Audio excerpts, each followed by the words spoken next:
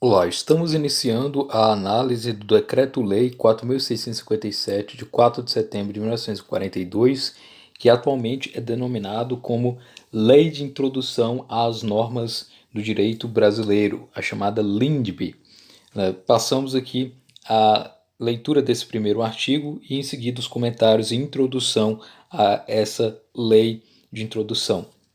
Decreto-Lei 4.657, de 4 de setembro de 1942. O Presidente da República, usando da atribuição que lhe confere o artigo 180 da Constituição, decreta: Artigo 1º. Salvo disposição contrária, a lei começa a vigorar em todo o país 45 dias depois de oficialmente publicada. Parágrafo 1º.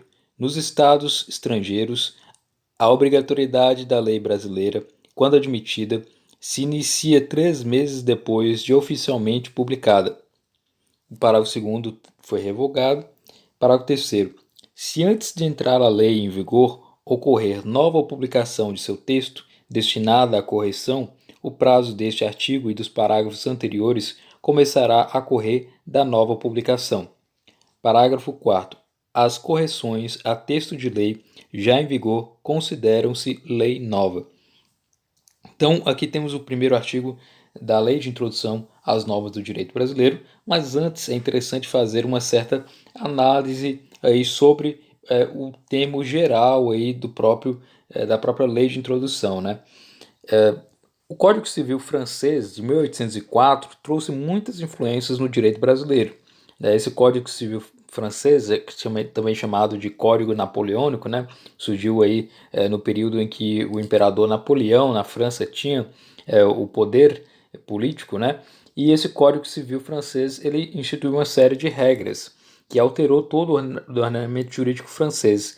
E para que pudesse ser aplicadas essas regras de forma mais eficaz e até mesmo em certas transições jurídicas, é que se editou uma lei de introdução com essa finalidade de adaptar essas modificações do Código Civil francês. No Brasil também, tendo influência do Código Civil francês, ocorreu algo semelhante. Também no Brasil editou-se, né, o Código Civil de 1916, e esse Código Civil, tendo inspiração nesse Código Civil francês, editou também uma lei de introdução. E essa lei de introdução era chamada de Lei de Introdução ao Código Civil, LIC, né? Que apresentaria todas as inovações trazidas pela nova codificação, a fim de compatibilizar esse sistema jurídico com o Código Civil de 1916.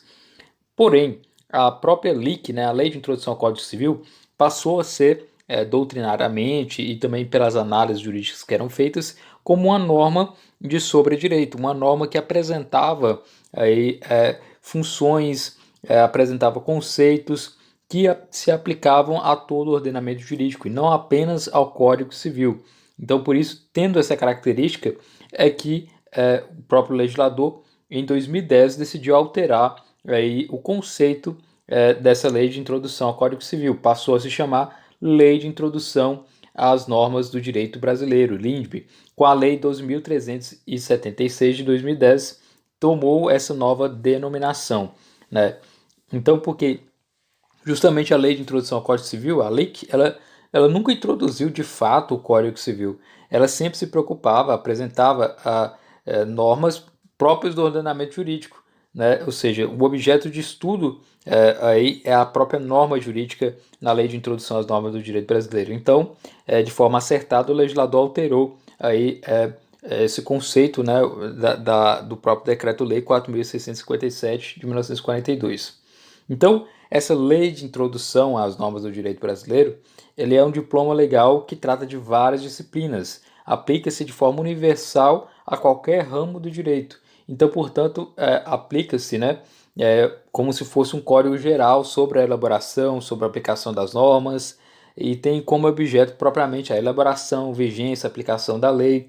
Então, por ter essas características, é que é chamado de Lei de Introdução às Normas do Direito Brasileiro, né? Se trata então de uma norma de sobredireito, chamada de lex legum, ou seja, é uma norma sobre normas, né? Então ela é autônoma, independente do Código Civil, então por isso é uma lei própria, né? Lei de Introdução às Normas do Direito Brasileiro. E qual a estrutura dessa Lei de Introdução às Normas ao Direito Brasileiro, né? a própria LINDB ela tem várias partes que podem ser analisadas conforme a sua função, conforme aquilo que pretende. Primeiramente, trata sobre vigência da norma no artigo 1º e 2º, né, que é esse artigo em tela, tratando sobre a vigência da norma.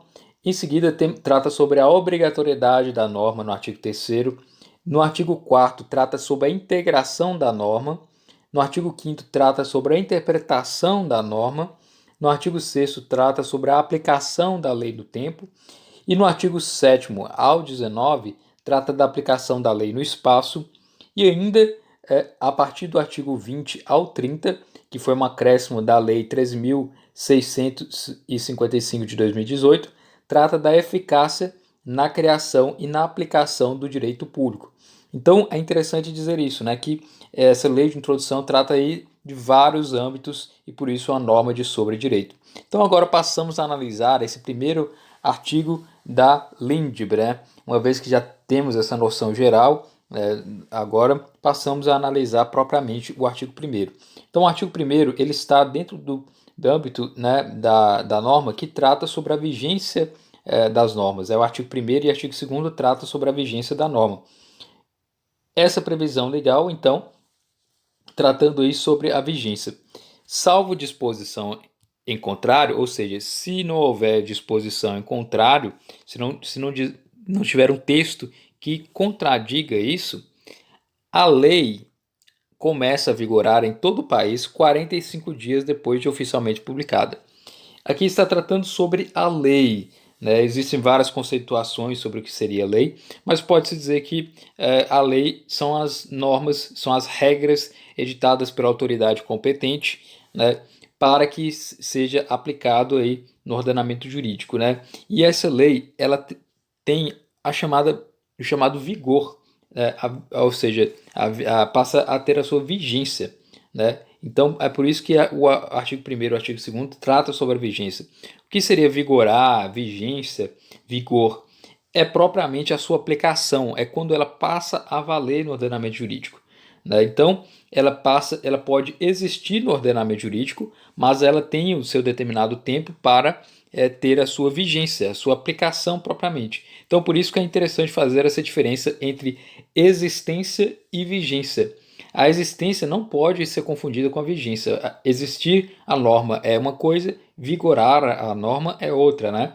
Isso porque uma norma ela passa a existir quando ela é promulgada, né? Existe todo o trâmite para aquela norma, né? E um dos trâmites é a promulgação. A partir do momento que ela é promulgada, ou seja, que ela é considerada formalmente um ato jurídico, né?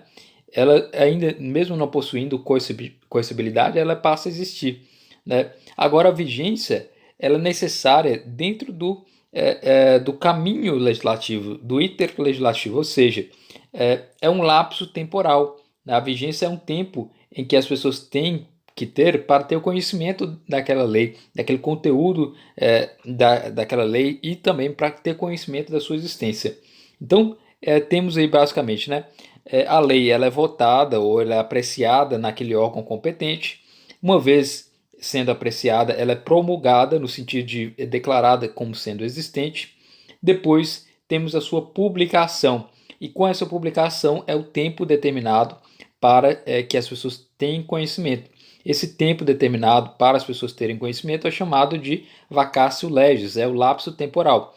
Depois de passado esse lapso temporal é que temos a vigência, que é quando passa a ter o vigor. Então o artigo 1º ele trata justamente disso, da vacatio legis, né? A chamada vacatio legis é esse tempo que as pessoas têm entre a publicação e entre a vigência.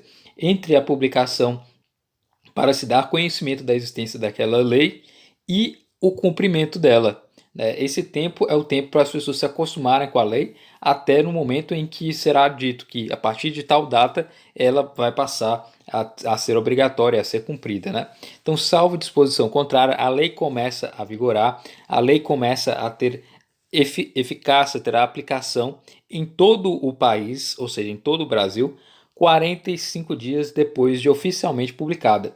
Então, votou-se e aprovou-se uma lei. Essa lei foi publicada ou seja, quando é publicada, ela é disponibilizada, né, nas várias formas de comunicação de que existe tal lei e essa lei tem que ser aplicada. Então, ela foi publicada pelos órgãos competentes e pela imprensa em geral, etc.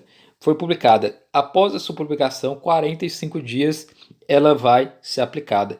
Esses 45 dias é o tempo para as pessoas terem aí o conhecimento, a chamada vacatio legis, né? Então, a vacatio legis ela consiste nesse lapso temporal, nesse período de tempo que é necessário para que as pessoas tenham conhecimento da existência dessa nova lei. Após esse período de vacatio legis é que a lei passa a vigorar em todo o país, né? Independentemente se for aí uma norma de direito material ou uma norma de direito processual, se aplica a todos os tipos de normas, né? Então, interessante dizer também que existe o artigo 8º da Lei Complementar 95 de 98, que trata sobre a vigência, que é importante ter essa noção, né? Esse artigo 8º da Lei Complementar 95, ele diz que toda norma legal ela deve obrigatoriamente cumprir um período de vacatio legis, né, devendo seu prazo ser expresso em número de dias. Então, o artigo 8º diz o seguinte: a vigência da lei será indicada de forma expressa e de modo a contemplar prazo razoável para que dela se tenha amplo conhecimento, reservada a cláusula entra em vigor na data de sua publicação para as leis de pequena repercussão. Então, note que existe toda essa ideia, né? Essa ideia de aplicação do tempo e ainda é própria expressão da lei, né? A vigência ela tem que ser expressa, nem que seja para dizer que ela passa a vigorar a partir daquela publicação, ou ainda um lapso maior se for uma norma de maior repercussão, né? Então temos essa ideia, né?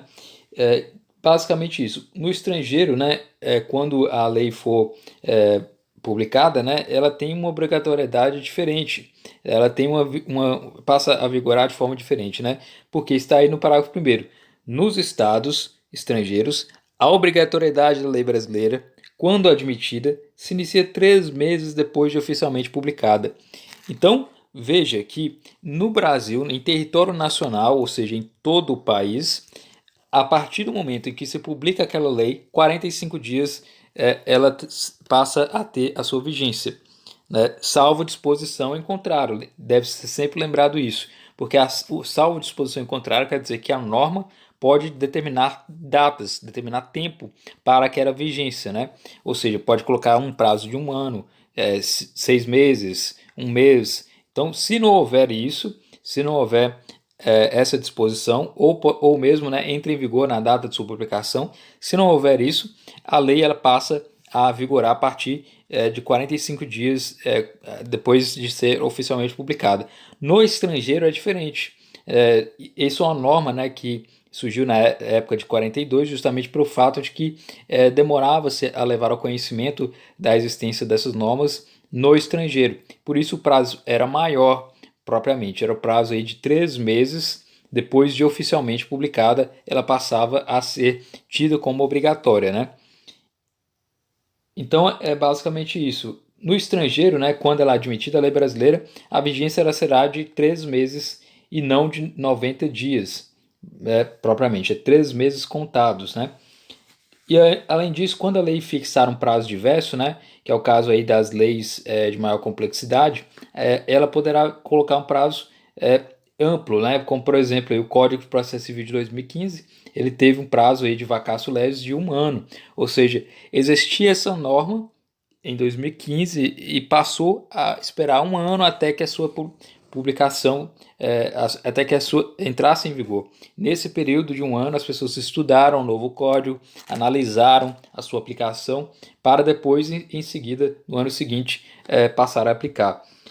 E então, quando a lei ela tem uma pequena repercussão, que não é o caso, por exemplo, do Código de Processo Civil que eu mencionei, que demorou 1 ano de vacatio legis, essa lei de pequena repercussão ela pode entrar em vigor na data de sua publicação, né, como diz o artigo 8º da Lei Complementar 95, né, reservada a cláusula entra em vigor na data de sua publicação para as leis de pequena repercussão, né. Então temos também a ideia de contagem de prazo. E quando é que começa a contar esse prazo aí da entrada em vigor das leis, né? O artigo 8º, parágrafo 1º, da Lei Complementar 95 de 98, ele trata sobre isso. Ele diz o seguinte: artigo 8º, parágrafo 1º da Lei Complementar 95. A contagem do prazo para a entrada em vigor das leis que estabeleçam período de vacância far-se-á com a inclusão da data da publicação e do último dia do prazo, entrando em vigor no dia subsequente à sua consumação integral. Então, se a lei fixar um período de vacatio legis, de vacância, né, que é o caso, deve-se contar primeiro, incluindo-se a data da sua publicação. Então, por exemplo, conta o dia em que ela se publicou, né, e também o do último dia do prazo, entrando em vigor no dia subsequente à sua consumação integral. Então, inclui-se o último dia do prazo, né, e se expande ainda para sua entrada em vigor no dia subsequente. Né? Basicamente isso. Conta-se o dia da publicação, né, e amplia-se o dia após completado o período da vacância propriamente. Né? E isso é bem interessante. Né? É uma regra autônoma, uma regra própria. Né? Inclui-se o primeiro e o último dia, entrando a lei em vigor no dia subsequente à consumação integral do prazo. Então, passou uma lei, e essa lei tem uma vacatio legis aí de 1 ano. Então, você vai contar, por exemplo, ela foi publicada em 22 de janeiro. Você vai contar 1 ano, ou seja, vai completar 1 ano no dia 22 do ano seguinte, e inclui-se o dia seguinte para a sua entrada em vigor, no caso do dia 23, né? E basicamente isso, né? Então, nem sempre essa vacatio legis era estabelecida em dia, né? Por exemplo, aí, como mencionei no Código Civil, né, de 2002, o próprio Código de Processo Civil, que foi o prazo aí de 1 ano. Então, nesses casos, também será possível essa aplicação dessa regra do artigo 8º, parágrafo 1º, né, também, né? E é interessante colocar aqui, né, o Código de Processo Civil de 2015, que foi publicado em 17 de março de 2015, entrou em vigor no dia 18 de março de 2016, data que foi fixada pelo STJ, né? Segundo o professor Flávio Tartucci, ele diz o seguinte: a Lei 810 de 49 define o ano civil como sendo o período de 12 meses contado do dia do início do dia e meses correspondentes ao do ano seguinte. Ou seja, o ano civil, no caso em exame, iria de 17 de março de 2015 a 17 de março de 2016. E assim, aplicando o dispositivo da lei complementar que manda incluir na contagem a data da publicação e o último dia do prazo, entrando em vigor no primeiro dia subsequente, poder-se concluir que o código entrará em vigor em 18 de março de 2016, que foi o que o Superior Tribunal de Justiça acabou fixando. Né? Então, entrou em vigor dia 18 de março, aplicando essa regra do artigo 8º, parágrafo 1º da Lei Complementar 95, né? Uma vez que o código foi publicado em 17 de março de 2015, né? Incluiu-se então aí mais um dia no caso, e passando aí a concluir que entraria em vigor a partir do dia 18 de março de 2016. Então é importante ressaltar isso, né, que todas essas regras que emanam do artigo 8º da Lei Complementar 95, elas trazem aí a noção de que essa regra aqui da Lei de Introdução às Normas do Direito brasileiro, elas são, na verdade, subsidiárias. Em regra, as próprias normas elas devem dizer aí esse prazo de vacatio legis, devem ser expressos, né, e tratar da lei, se é uma lei de pequena repercussão ou não, que isso deve ser definido pelo próprio legislador. Se for uma lei de grande repercussão, o próprio legislador irá colocar um período amplo de vacatio legis, né? Se for uma lei que se entende e que não tem aí uma grande repercussão, o próprio legislador disporá aquele dispositivo próprio do artigo 8º, né, que diz que a lei entrará em vigor na data de sua publicação. Além disso, né, tudo que foi visto, que já analisamos, se aplica às normas legais. Né? Aquilo que, em se tratando aí de normas jurídicas administrativas, que é o caso, por exemplo, de portarias, decreto, regulamento, resolução, tudo isso entra em vigor na data de sua publicação. É diferenciado, embora possa existir essa possibilidade de vacatio legis, mas em geral os atos normativos ou atos administrativos, né, regulamentos, decretos, etc., entram em vigor na data de sua publicação. E ainda temos aqui o parágrafo 3º, né, que diz: se antes de entrar a lei em vigor ocorrer nova publicação de seu texto destinada à correção, o prazo deste artigo e dos parágrafos anteriores começará a correr da nova publicação. O que isso quer dizer? Durante o período da vacatio legis, né, pode haver uma republicação dessa lei. Pode haver aí que alguém queira, né, republicar essa lei por alguma correção, seja erros de português, de gramática, ou até mesmo algum erro que possa ser prejudicial, etc. Então, tudo isso pode ser feito, né? Pode ser enquanto há o prazo aí de vacatio legis, pode ser feito aí a publicação, né? Antes de entrar em vigor, e ainda estando a lei em período de vacância, né? O prazo desse artigo e dos parágrafos anteriores começa a correr da nova publicação.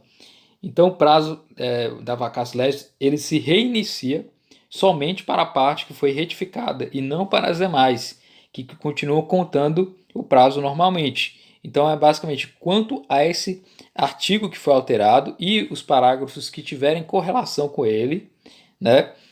Esse sim vai ter um novo prazo para ser contado como uma nova publicação. Agora, os outros artigos que disporem ainda vão manter a mesma vacatio legis, né? O prazo vacatio legis, portanto, ele reinicia só para a parte que foi retificada e não para as demais, que continuam então contando o prazo normalmente desde o início propriamente, né? Então, se antes de entrar em vigor ocorrer essa publicação desse texto, né, será então que seria destinado à correção, esse prazo desse artigo e dos parágrafos anteriores começará a correr da nova publicação. Temos também aqui o parágrafo 4º que diz: as correções de texto de lei já em vigor consideram-se lei nova. Então, se uma lei está em vigor e há necessidade de fazer uma correção de texto, né, de erro gramatical, de erro de português, etc., né, simplesmente não alterando propriamente o conteúdo, essa correção, ainda que seja uma correção nesse sentido, ela deve ser considerada uma nova lei. É diferente aí, da correção anterior, que tem o prazo, né, diferenciado, mas é interessante dizer isso, né, que se considera como uma lei nova aquelas que quiserem alterar uma lei que já está em vigor, porque essa lei em vigor ela já é uma lei própria, e somente uma lei pode alterar outra lei propriamente, né? Então esse é o artigo 1º aí da Lei de Introdução às Normas do Direito Brasileiro, tratando aí sobre a vigência das normas, né? Dizendo, né, que em regra as normas, né, conforme o artigo 8º da Lei Complementar 95, em regra as normas devem dispor sobre o tempo, o período da sua vacatio legis, né, o período de vacatio legis é esse tempo que as pessoas têm entre a publicação e o momento em que entrará em vigor, o momento em que aquela norma será publicada, será obrigatoriamente cumprida, né? E aí esse período de vacatio legis, se a lei não dispor sobre esse período de vacatio legis, todas as normas entram em vigor 45 dias depois de que for publicada. Nos estados estrangeiros, o prazo é de 3 meses depois que for publicada, e se antes de entrar em vigor a própria lei, né, ocorrer aí uma nova publicação de seu texto, né, que é uma nova publicação, na verdade, destinada a corrigir aquele texto, né, publicou-se lá no diário, publicou-se na imprensa, essa nova publicação, ela apenas corrigiu aqueles textos que estavam com erros propriamente gramaticais, que não alteram o conteúdo. O prazo dessas alterações que tem aí passam a correr da nova publicação, enquanto que o restante permanecerá com a contagem normal. Agora, se essa lei já entrou em vigor, somente outra lei pode alterar com essas correções de texto. Então, uma lei que altera outra lei em vigor para a correção de texto será considerada uma lei nova. Então, esse é o artigo 1º da Lei de Introdução às Normas do Direito Brasileiro.